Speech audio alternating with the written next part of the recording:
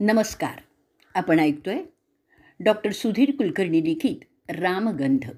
जय श्रीराम. आजचा भाग आपला चालला आहे 10वा रामगंध आणि पान क्रमांक 66 आज आपण ऐकणार आहोत. सगळं लटांबर ट्रॅक्टरवरून खाली उतरलं. त्या अरुंद आडरस्त्यावर ट्रॉली सकट ट्रॅक्टरचं धूळ वळवणं हे एक दिव्यच होतं. पण त्या ड्रायव्हरने ते पार पाडलं आहे बाबा. सर्व मंडळी परत ट्रॅक्टरवर चढली आणि योग्य त्या दिशेने निघाली. अर्ध्या तासाच्या प्रवासानंतर एका मोटरसायकलवाल्या तरुणाने ट्रॅक्टर थांबवला. सर्वांना खाली एकत्रच यायला सांगितलं.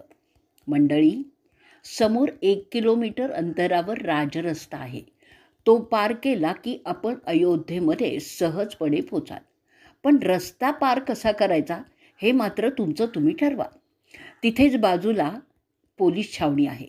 पक्का बंदोबस्त आहे. या उपर तुम्ही आणि तुमचं नशीब. हे ऐकल्याबरोबर सर्वांना उत्साह आला. उद्दिष्ट आता हातातोंडाशी आलं होतं. 18-20 तासांची पायपीट, शारीरिक आणि मानसिक ताण, येणाऱ्या क्षणाची अशाश्वती, सरकारचा प्रतिबंध, राजकीय असहकार, पोलिसांची भीती, हे सगळं संपण्याचा क्षण जवळ आलेला होता. रामसेवक आणि तो क्षण यामध्ये फक्त एक राजरस्ता उरलेला होता.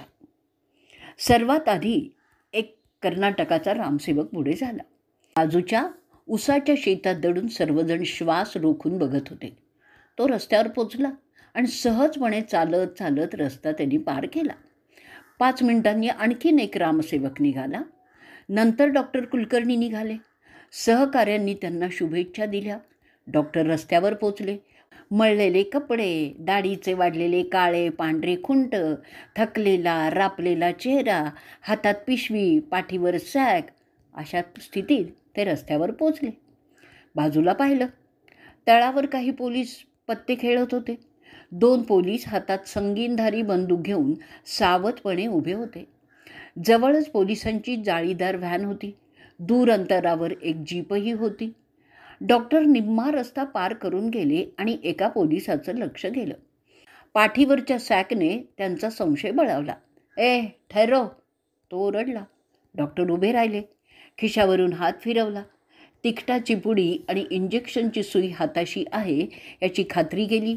वेळप्रसंगी त्याचा उपयोग करून पळून जाण्याची मनाची तयारीही केली. काय आहे पिशवीत? पोलिसांनी विचारलं. साहेब, मुंबईहून येतो आहे. गाडी नाही, बस नाही. पोरांसाठी खाऊ आणि कपडे आहेत. कुठला रे तू? अयोध्येच्याच बाजूचाच. बरं, हुशारी नको दाखव, जा आता, असं पोलिसांनी म्हणताच डॉक्टर सटकले. त्यानंतर अर्धा तास कुणीही रस्ता पार करण्याची हिंमतही केली नाही. नंतर मात्र एक एक करून सर्वांनी रस्ता पार केला. पलीकडे शेताच्या बाजूने एक पाऊलवाट होती. शेतं पार करू नये म्हणून शेताच्या बांधांना जाळ्या लावल्या होत्या. त्या पाऊलवाटेनी काही अंतर गेल्यावर तुरळक स्वरूपात घरं दिसायला लागली. एक घर थोडंसं उघडं होतं. डॉक्टर आत डोकावले. काय पाहिजे? आतून आवाज आला. ही वाट अयोध्येलाच जाते ना? हो, पण या वाटेने थेटपर्यंत जाऊ नका. शेवटी पोलीस बंदोबस्त पक्का आहे. तुम्हाला अयोध्येत प्रवेश करू देणार नाहीत. मग आता काय करायचं? थोडंसं पुढे जा. एक धर्मशाळा लागेल. त्याला दिंडी दरवाजा आहे. तो बंद वाटला तरी प्रत्यक्षात उघडाच असतो. त्यातून आत शिरा. धर्मशाळा खूप मोठी आहे. तिच्या पलीकडच्या फाटकातून बाहेर पडा. समोरच कारसेवापुरम आणि रामसेवापुरम आहेत. धन्यवाद, अगदी मनापासून धन्यवाद. धन्यवाद मानू नका. मी विश्व हिंदू परिषदेचा कार्यकर्ताच आहे आणि अशा रीतीने येणाऱ्यांना मार्गदर्शन करणं हेच माझं काम आहे, असं म्हणून त्यांनी दरवाजा लोटून घेतला. डॉक्टरांनी आपल्या सहकाऱ्यांना हा निरोप दिला. सांगितल्याप्रमाणे सर्वजण धर्मशाळा पार करून पलीकडच्या रस्त्यावर आले. समोरच पाटी होती. रामसेवकपुरम आपलं स्वागत करीत आहे. त्याच्या पलीकडे विश्व हिंदू परिषदेचं कार्यालय होतं. पण पोलिसांची उपस्थिती मोठ्या प्रमाणावर होती. आपण जिंकलो ही भावना पोलिसांमुळे, आपण हारलो ही भावना मनात आली. उसनं अवसान आणून महानूर विश्व हिंदू परिषदेच्या कार्यालयात शिरले. त्यांनी आपली ओळख करून दिली. या, आपलं आणि आपल्या सहकाऱ्यांचं स्वागत आहे. दमला असाल? आधी नावं नोंदवा, विश्रांती घ्या, स्नान करून भोजन करा. अत्यंत प्रेमळ शब्दांनी तिथील कार्यकर्त्यांनी सूचना केल्या. पण पोलीस महानूरने विचारलं, आता काळजी सोडा. एकदा अयोध्येत आल्यावर पोलीस काहीही करणार नाहीत. पण आरडाओरडा टाळा, एकटे फिरा, नाहीतर पोलीस तुम्हाला उचलतील. सर्वांची व्यवस्था एका तंबूत झाली. साऱ्या हिंदुस्थानातून आलेले कार्यकर्ते तिथल्या व्यवस्थेला हातभार लावत होते. सर्वजण सैलावले आणि स्नानाला निघाले. गंगेच यमुने चैव गोदावरी सरस्वती, नेहमीच्या सवयीने डॉक्टर म्हणायला लागले आणि स्नान करता करता थबकले. हे पाणी तर शरयूचं आहे, जिचं नाव आपण कधीही घेत नाही. पण या पाण्यात शीतलता आहे, स्पर्श आहे, गंध आहे, कारण तो रामाचा आहे. त्या शीतल स्पर्शाने त्यांना शांत वाटलं. तेवढ्यातच वाऱ्याची झुळूक आली. त्यांच्या अंगावर रोमांच उभे राहिले. स्नानोत्तर भोजन झालं. अहोरात्र चाललेले ते अन्नसत्र पाहिल्यावर हाच सर्वात मोठा यज्ञ आहे. नुसतं उदरभरण नाही, याची तीव्र जाणीव त्यांना झाली. हजारो हात कामाला लागतात, तेव्हाच हजारो पाय चालू शकतात. हजारो डोळे अवलोकन करतात, तेव्हाच तन आणि मन शांतपणे कार्य करू शकतं. या शांततेमुळे सर्वांची मनं आणि हृदय एक होतात. मन आणि हृदय एक झाल्यावर जगात अशक्य असं काही उरतच नाही. भोजन झाल्यानंतर लगेचच सर्व मंडळी रामदर्शनाला निघाली.